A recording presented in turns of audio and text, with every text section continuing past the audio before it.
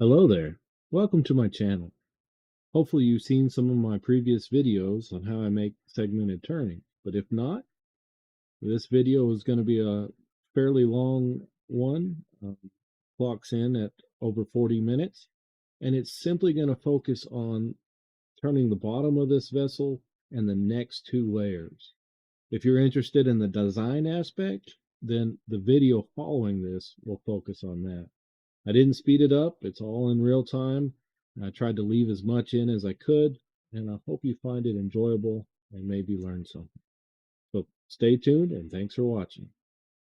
Well, I've got a new project just starting. I glued a block of cherry onto this waste block of beech, and it's time to get this one going. So first thing we want to do is turn it round, get it sanded flat, and then we can begin our project.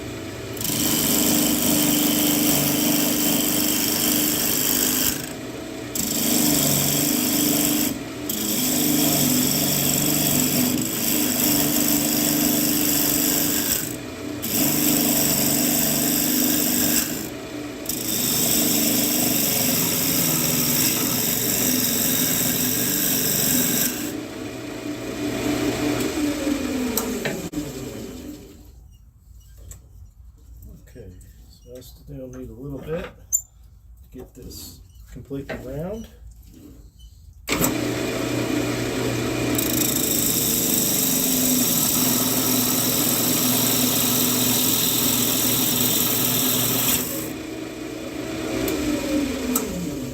how close that is. That looks like we are just about there. So next thing I want to do is get this flat, and we want to bite into this about a good 1/8, and that'll leave us this wall, and we'll get that flat.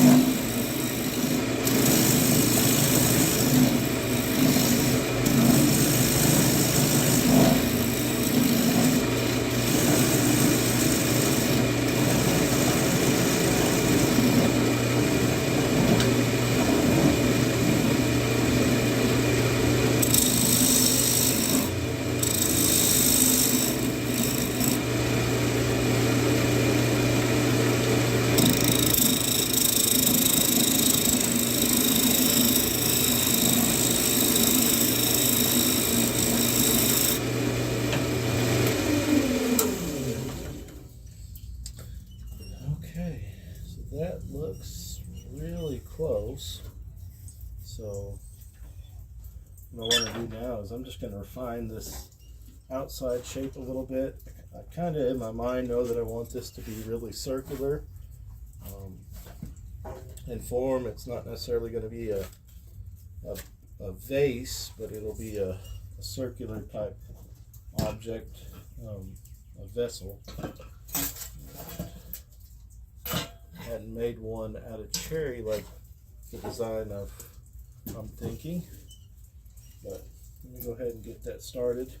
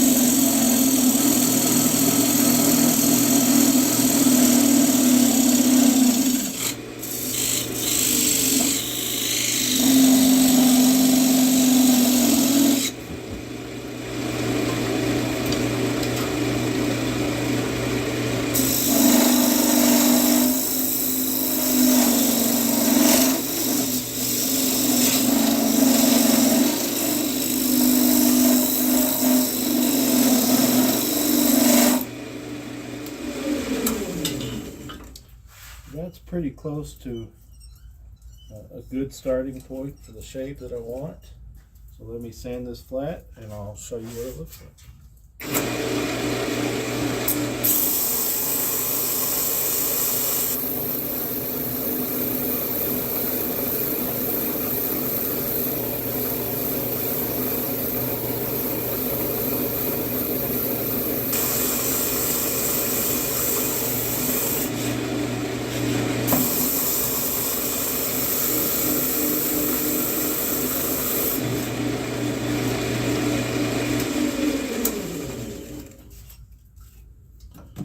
Okay, well there it is. So show you what it looks like, and then I may touch it up on my disc sander. You get it completely flat and get rid of that burn mark. Well, here's what it looks like now that we stopped turning. You can see I've really cut in pretty steep, and I'm really wanting this to continue to curve onward into the bottom part of a circle. So we'll go and cut our ring for this piece. Well, we need to cut our first ring, our first segmented ring for this cherry vessel that we're working on. And since I was able to do this dado or incised area here, I took another ring that I was working on from another project and centered it, and then I was able to make a couple marks on my glue joints to determine how big I needed these next pieces to be. So you can see some pencil marks here. I used my calipers and found that, and now we need to transfer that to our cherry and cut us 12 segments. So let's do that. First thing I'm going to do is cut this end off and check for checks.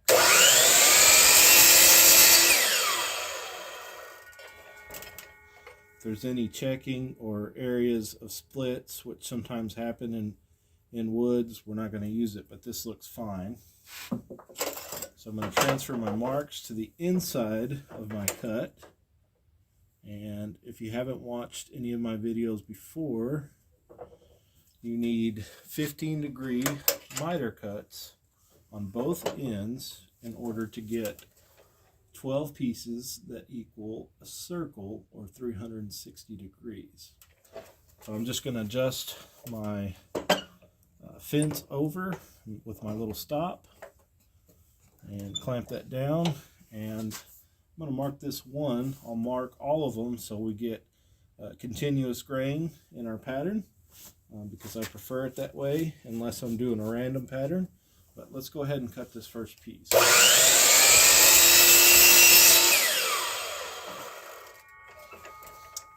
First piece is cut. I'm going to take it over to this ring that I used as a measurement, and it overhangs about a 3/16. I'm going to just center this up and double check that it's what I want, because I really want this piece to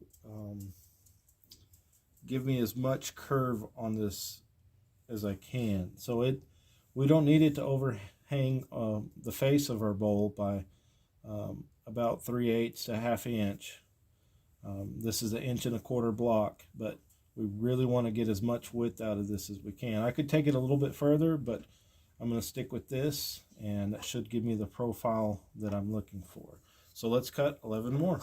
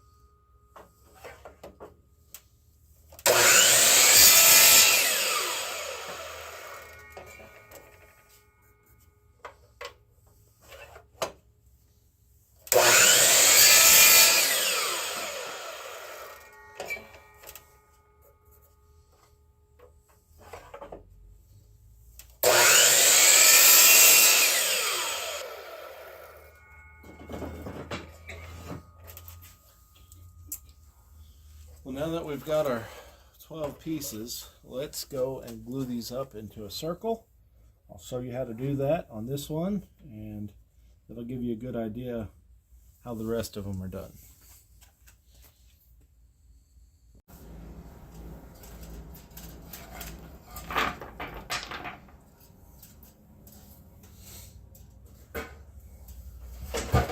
So we're back with our cherry vessel that we're making, and I like to just do a run through of gluing up one of these, and we'll skip that for the rest of the video, but this will at least show you how the process is done. Since we numbered them, it's real easy to put them in the right order, and that way the grain continues around the piece in a nice manner.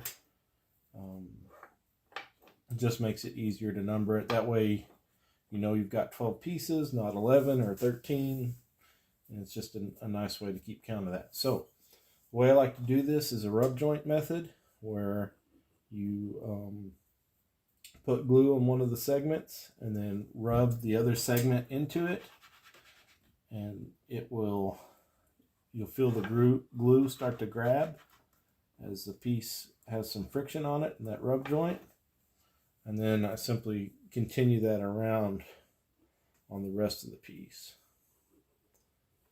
So this one with the glue, I'll rub it, and that spreads the glue around, like so. Do that with the next one, and just continue on.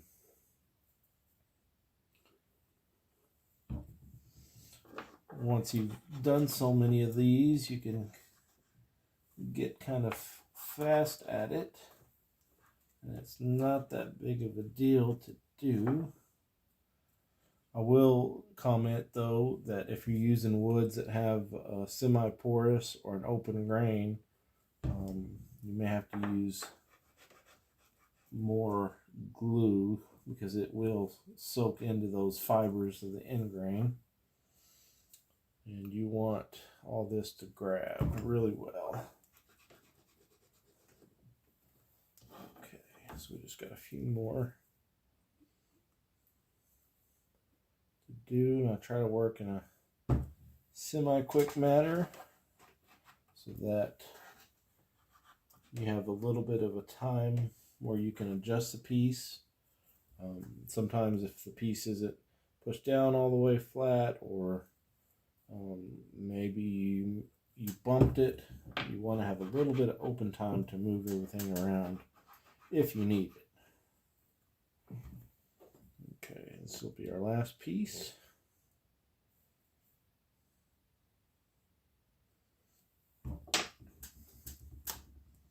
Alright, so let's get some clamps on this, or a clamp on this. These are some air-conditioned duct clamps, and they work great for this. You'll have to order them, or if you have a Grainger or another supply house, you might be able to find them at. But some are made better than others. Okay. What I'm doing is I'm just feeling for to see if it's flat. And it is, because if your piece is not at least close to being flat, it takes more effort to sand. So now I'll just give it a good tighten.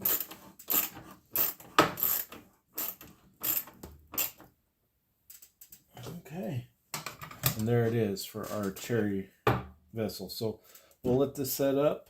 It'll be at least overnight because it's in the evening, and tomorrow we will sand this flat and then glue it onto here. And that'll be a process that'll be continued over and over for each of the layers that we do. But for time, for reasons of time in the video, I'm not going to show that each time, but I will show it glued onto the vessel and on the lathe. Well, our cherry ring has had time to dry, and we sanded one side flat, the other side is still rough and numbered. but one of the things I like to do is by turning this indention in here, I can use it to align this ring on top by checking the distances and making sure that it's evenly spaced. And that helps make sure that this is centered. You can also check your distances out here, use a measuring tool or something like that, but sometimes you can get some glue on it that way. Well, let's get it glued on so it can get set up.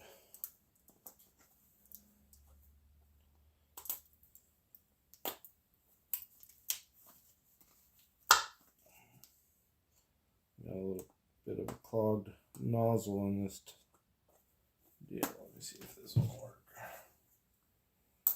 I'm horrible at remembering to close these or leave them where I can get to them later.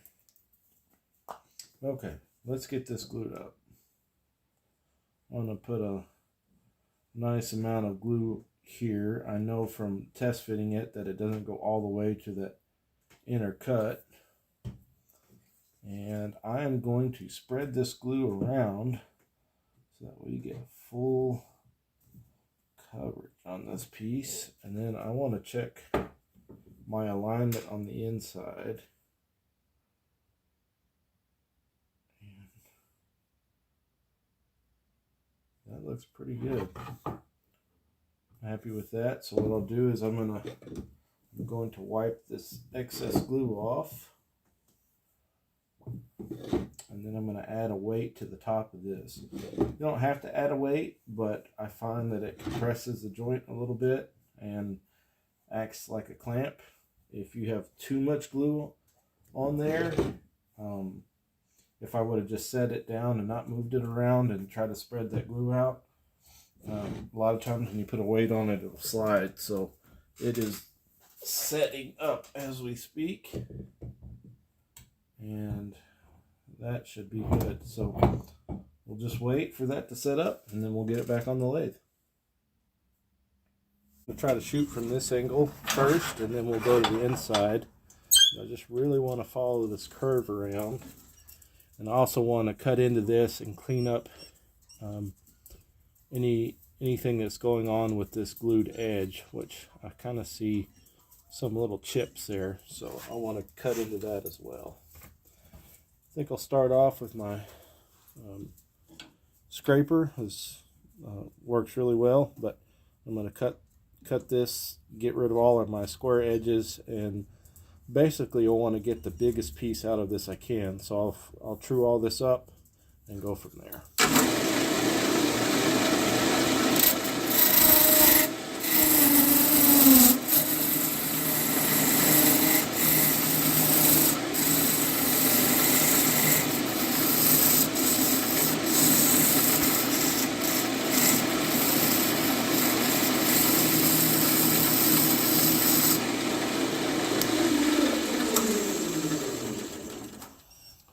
Okay, so that's about the widest that it can be. I've got a little bit of some flat spots here I'll get rid of. And now I want to start taking from this point here back into the bottom of the piece.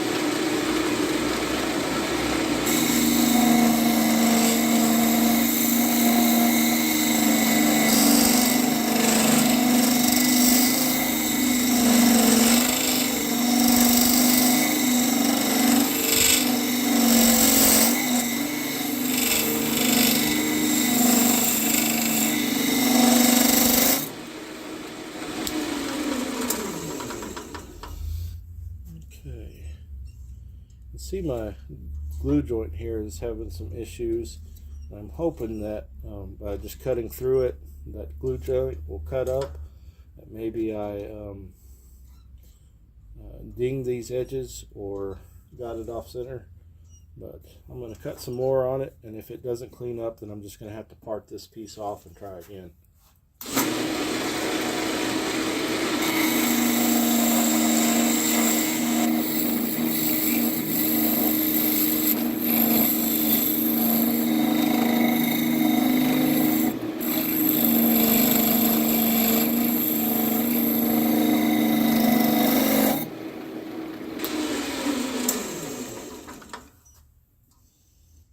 Okay, yeah, that's looking better. It needs just a little bit more.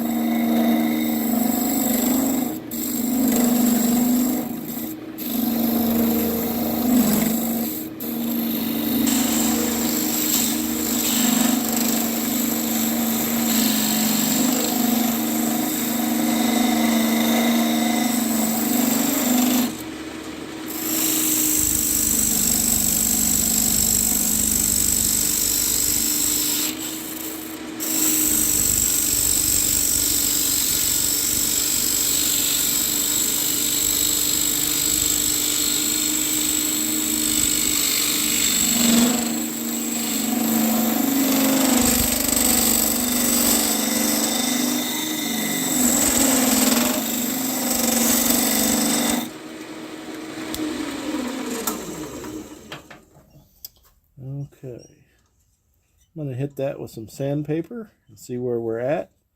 I'm also going to part a little bit more of this so I can get down to that base, but as you can see, I really want this to be a really round vessel, and it starts with my bottom. If my bottom is too flared out, it's not going to be very round, so I really need this to be a good foundation for my shape, because everything else is going to follow that. Here it is.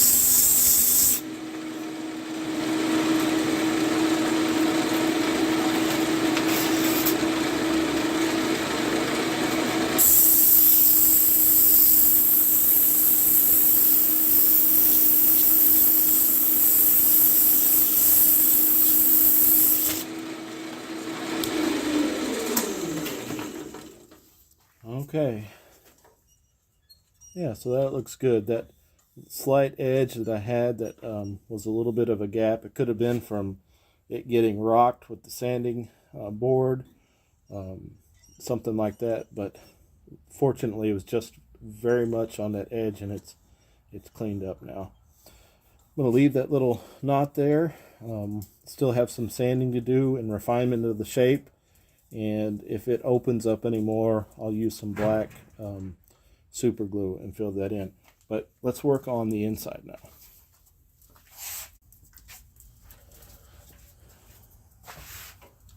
We want to work on just following our outside in. So we want to run parallel to our outside walls and clean that up. I will probably leave it a little bit thicker, just so that I have some material to work back to or to change the shape if I need to ever so slightly. So if I'm going to finish out at 1/4 of an inch, I'll probably go to 3/8, and that'll leave me some wiggle room, and eventually through the process of turning and sanding, it'll finish out at that 1/4 to 5/16 that I want.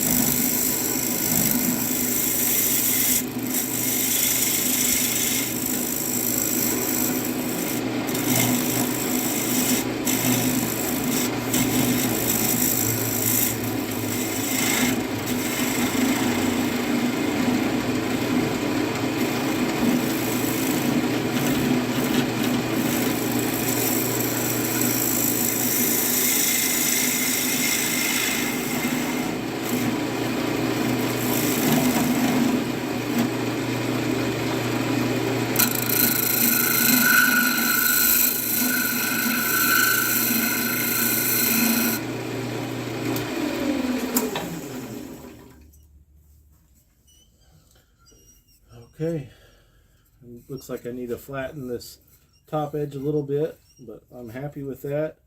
And always in my style of wood turning, I always turn past the next layer. So this was my first layer that I have of rings, but the very first piece was the base. So I turned this layer and then I went past that layer into my bottom piece and took out some more material there. So it's probably a good 1/8 into our bottom piece, and that's great because that little wall that we have of the original bottom piece that sticks up where the segmented pieces are, when this piece moves, I feel like that will give a little bit of flex instead of that bottom piece popping off or going past our segmented ring. I think it has a little bit of flex there, but let's go ahead and clean up this top edge a little bit more, and then I'll cut some more pieces and get that glued on here.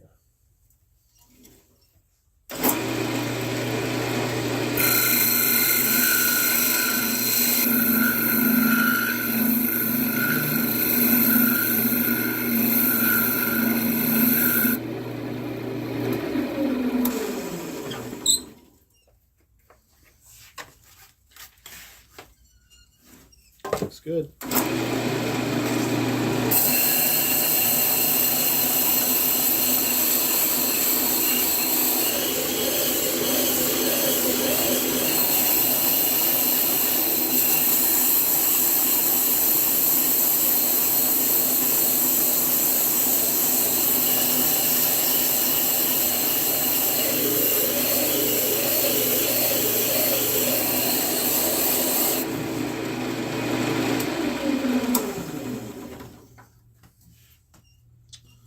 Okay.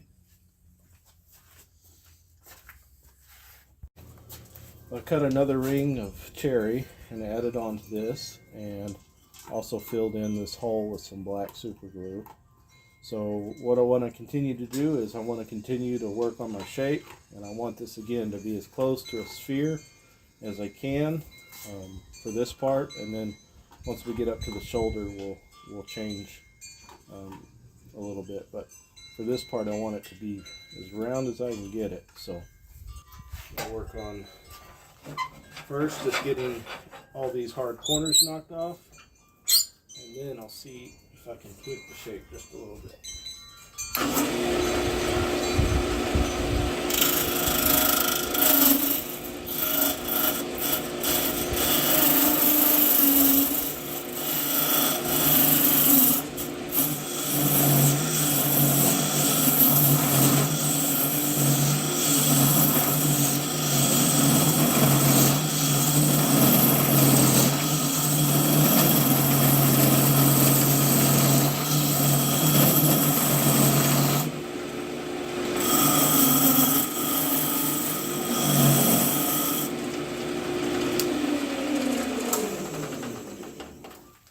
Okay, I still got a little bit to take off here to get rid of our square parts.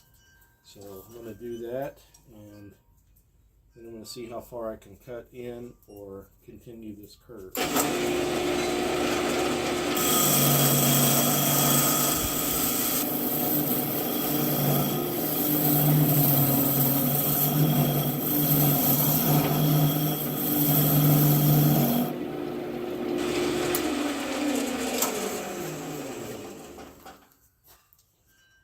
Okay, so that's about as wide as I can get it, and I want to continue. I could try to make it sweep out more by taking some of this material off. I'm still just a hair thick here, even though the walls are parallel, so I could theoretically cut into this a little bit and make a larger diameter piece, and I may just do just a little bit there, but kind of talking to myself and thinking this through. I'm liking where this is going, but I don't want this section of my curve to come into the 90. I need it to be a little bit more of an angle here, because I want the design part to be right at that 10-degree in the belly of this piece. And so if I was to do that now, it would be higher up. So I need to create more of an angle on here. And I'll show you what I mean when I finish the piece, but design-wise, I want the feature ring to be almost in the center, but maybe just a hair above it so that it has a nice look. So I'm going to try to do that.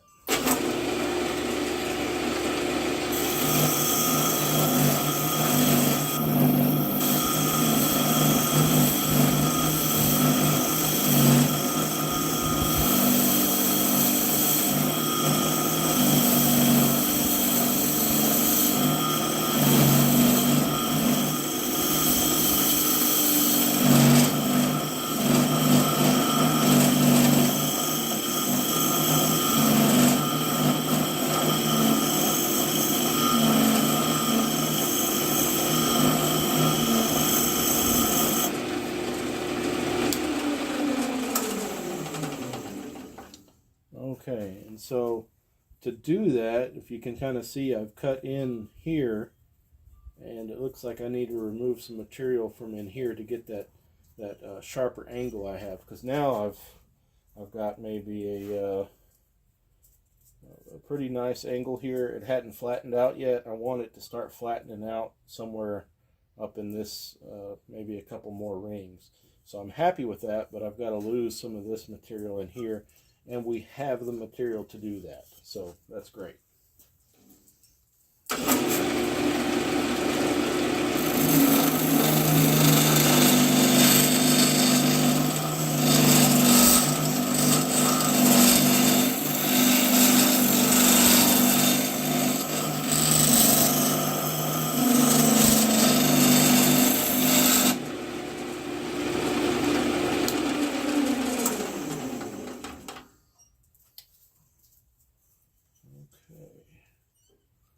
Liking that, I'll have to refill this nail hole, this knot hole a little bit.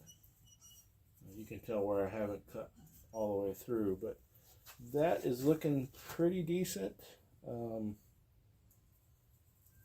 just kind of eyeballing it as I go. I may need to take just a little bit in here to get that curve to finally sweep in, but I like that a lot. So what I'll do next is I'll hit this with some sandpaper, but we'll move around to the inside and clean the inside up.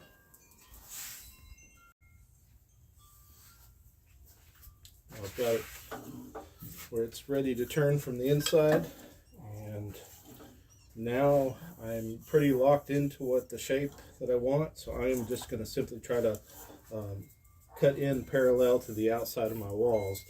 And if so, I want to leave it just a hair thicker than what I want it to finish out with, because I will be doing some sanding on the inside and the outside.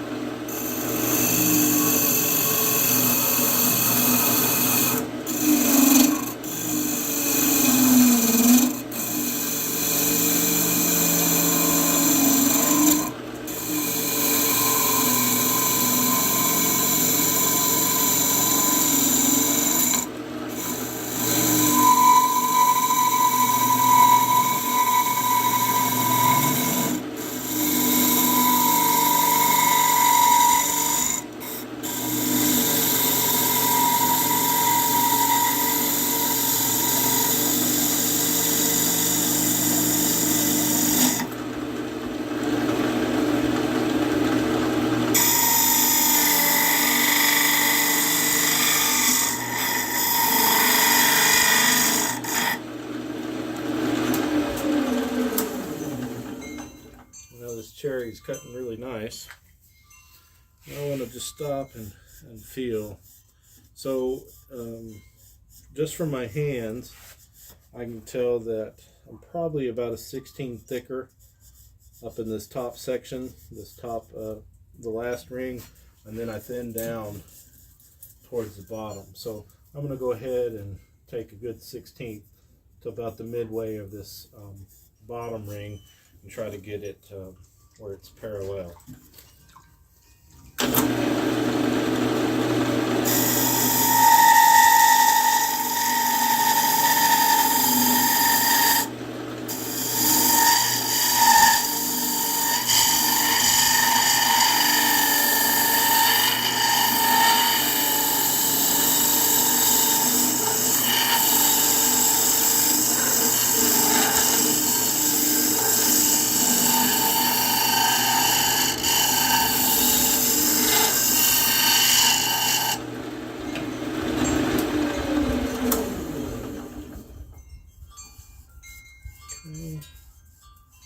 That feels decent. I've got a little bit of a ridge right here. I'm going to knock that off, and I've got a slight bevel on this piece, so to save myself some sanding time, I'm going to go ahead and flatten that out too.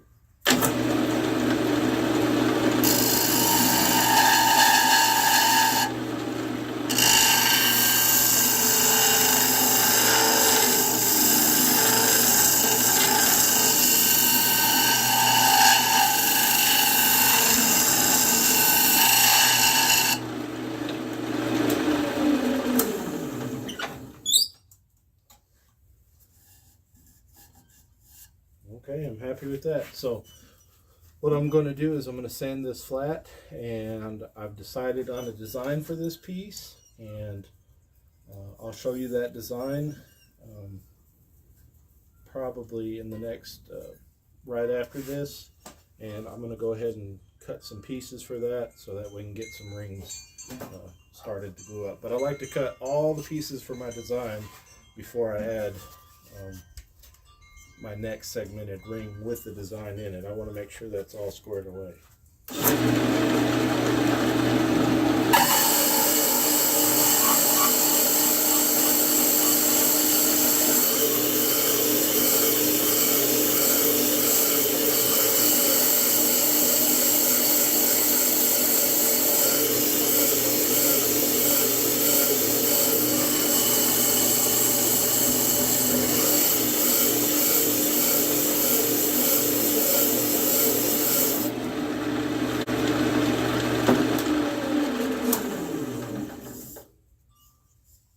Okay, that should be good.